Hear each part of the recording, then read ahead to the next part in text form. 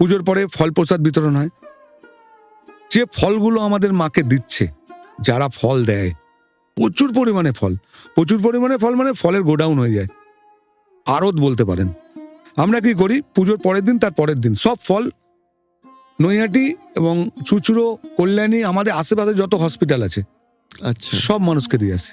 আপনি জানেন তো, একটা অসুস্থ মানুষ যখন বড় মায়ের ফল পাবে বা কোন ঠাকুরের ফল পাবে, তার মনে যে একটা শান্তি পাবে না, তাতে তো রোগ 50% কমে যায়। মানসিক শান্তি, মানসিক শান্তি যেই পাবে না, তার রোগ 50% কমে যাবে। একদম সঙ্গে আমরা একটা করে ছবি দিই মায়ের, শুভকামনা। শুভকামনায়।